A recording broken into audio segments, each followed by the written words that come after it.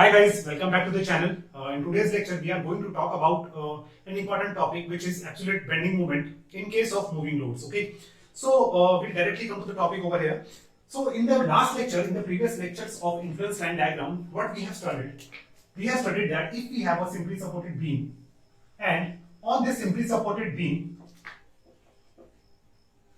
some one set of a rolling load is traversing along this beam. Okay, let us suppose this is A, this is B, and this is C. So what we did over there in the previous lectures, at a particular point P, let us suppose this is P1 and P2, we calculated what will be the maximum moment, at these two particular points. Okay, so but we need to that moment is we calculated the maximum moment at these 2 points. Okay, maximum moment, or you can say that maximum shear force. But now the limitation of this maximum moment is that this maximum moment is not sufficient if we want to design this beam. Okay, if we want to design this beam over here. Okay, that moment is not sufficient. Now, if we want to design this beam, I will calculate what will be the absolute bending moment for which is coming on this beam. And what is meant by the absolute bending moment? This is the maximum bending moment which will come on this beam. Okay. To find that absolute bending moment, what we need to do over here is that we need to find under which load that maximum bending moment is coming, under which load, and the position of that load. Okay, that are the two things which we need to consider. Okay, one is under which load the maximum moment will come, and we need to locate the position of that load. Okay, after determining those things, we'll calculate the maximum bending moment and we'll design the beam. Right. So the problem basically, in case of shear force, actually when we design the beam, we need to have maximum shear force and we need to have maximum bending moment, right? So what you can say is that in case of let us suppose cantilever beam. In case of the cantilever beam, this is A and this is B. I know that the maximum bending moment will always come. At these supports. Okay, maximum bending moment, or you can say that this maximum bending moment will always come at the support, and shear force also. For the maximum shear force and maximum bending moment will come at the supports. Okay, so maximum bending moment plus maximum shear force will always come at the support, right? So there won't be any problem. In case of cantilever beam. We just need to keep our load. For maximum bending moment, we need to keep load at maximum from the support, and for the maximum shear force, we need to keep load closest to the support. Maximum load closest to the support, right? So this is the case. For maximum shear force. Okay, and this is the case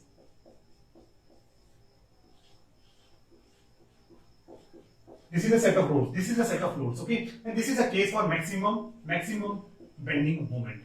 Okay, now in case of simply support, so in cantilever beam we don't have any problem. Okay, but in case of simply supported beam,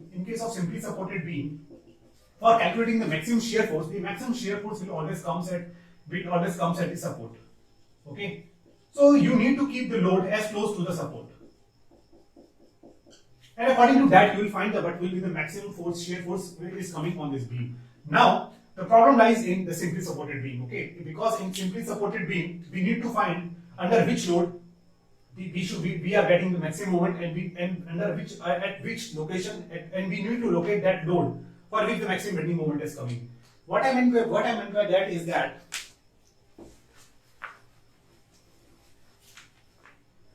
in case of simply supported beam, let us suppose if some point loads are acting on this beam, let us suppose these point loads P1, P2, P3. Okay, and if I draw the bending moment diagram of these loads, it will look like this. Okay, so you can see that the maximum ordinate of the bending moment are coming under the point load. Okay, maximum ordinate will come under point load. Okay, so we need to find, so one thing is clear, which we are seeing from the bending moment diagram, is that the maximum bending moment will come under any point load. Okay, now we need to define under which point load this bending moment will be maximum. Okay, and we need to locate the exact position where the bending moment will be maximum, right? So we'll derive this. We'll derive with this thing, the formula, or you can say that we'll derive one formula to calculate the maximum bending moment. Okay.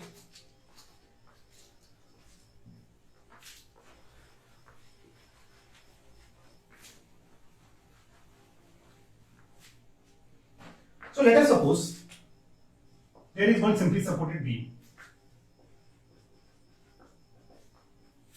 Okay, and the length of the beam is L, right? And one set of a rolling load is traversing on this beam.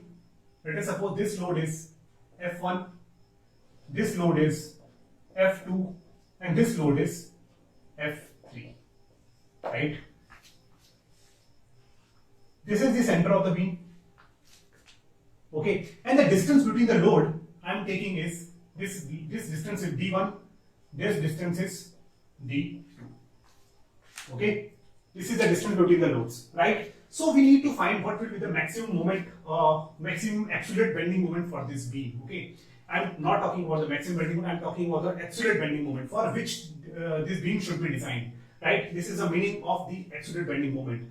So one thing in the previous, we already discussed that the bending moment will be maximum under the point loads. Okay, so here I am assuming it can be maximum under the F1 load, under F2 load, or F3 load.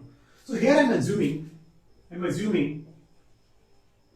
that bending moment is maximum under F2 load.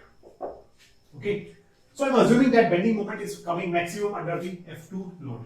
Okay, so now what I am doing over here is that what I will do, I will find the bending moment for under the F2 load. Okay, and I will see, I will maximize this thing. I will maximize that moment. Okay, and we'll see what result we will get. Right. So let us suppose the distance from the center is x. This is the center line of the beam. This is the center of the beam. This distance is L by 2, and this distance is again L by 2. Right. And what I need to find is what is the resultant of these three load system. Okay, so I'm assuming that the resultant of these three system is acting over here. This is nothing but F3, F resultant, and the value will be F1 plus F2 plus F3 if all the loads are acting along the same direction, right? Now the distance from this load, from this F2 load to this resultant is nothing but, let us suppose it is x bar. Okay, so this will be the constant quantity, right? This x bar will be constant. Okay, this for this system of load, the resultant will be always lie at the same point. So this x bar will be constant. Remember that thing. Okay. So now what I will do? Let us suppose we need to calculate what will be the moment for this under this load F2, because I am assuming that bending moment is maximum under the F2 load. Okay. So let us suppose, let us calculate the moment under F2 load.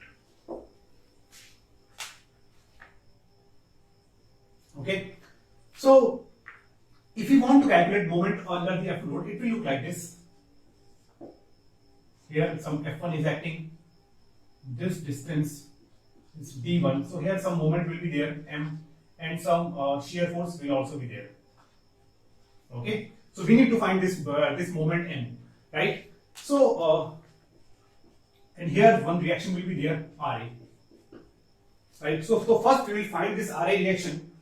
So RA reaction, to calculate the RA reaction, what I am doing is that I am taking the moment of this resultant about this point B.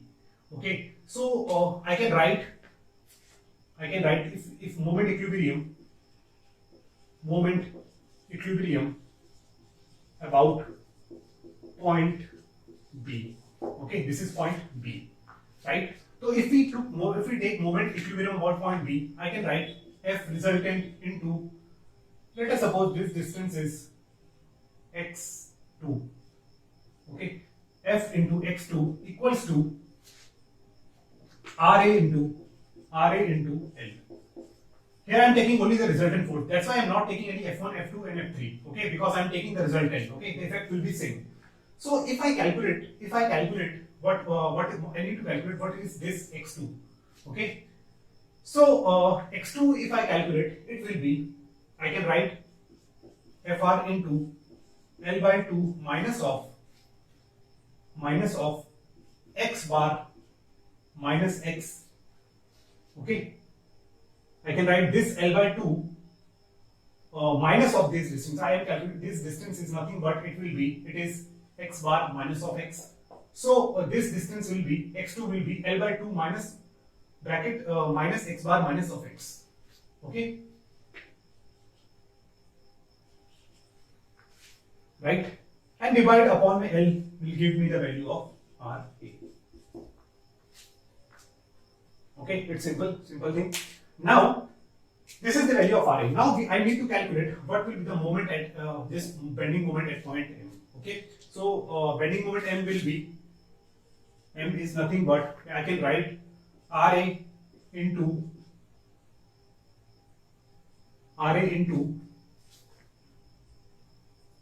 this distance is L by 2. I can write RA into L by 2 minus of x.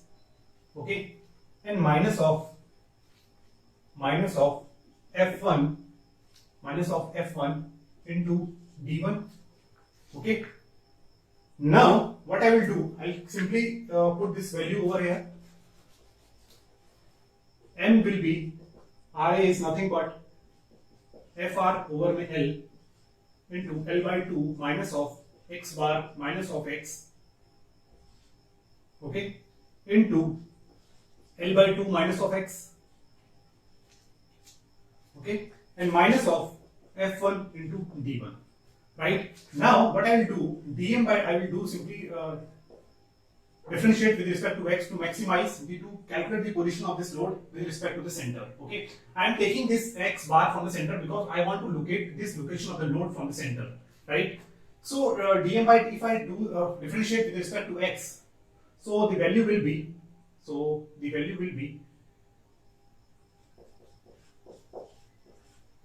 by L.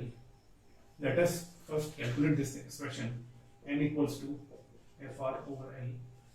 This will be L square by 4 minus of L x bar over my 2. Then it is minus of x L by 2. Okay, minus of x L by 2. Then again I can write minus this plus x into x bar and plus x square minus of F1 D1. Okay, so if I differentiate this thing, if dm by dx, if I take dm by dx, okay, then this term will be 0.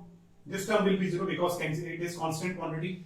So the remaining term, and this is L by 2 x bar. One more term is there, L by 2. If I multiply this thing, one more term is there also. One more term is there, L by 2 into x. Okay, so this L by 2 cancel out each other. Okay, so the remaining term will be this thing, x into x bar plus x square. Okay, this x and this is minus x square.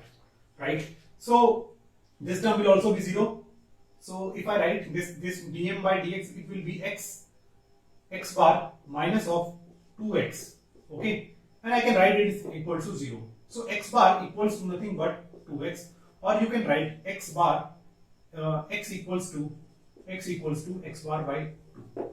Okay, so what result I am getting over here is that the location of the resultant from the center line, should be equal to the location of this F2 load from the center line. Okay, what I meant by this thing is that this is a beam over here, and this is the center line.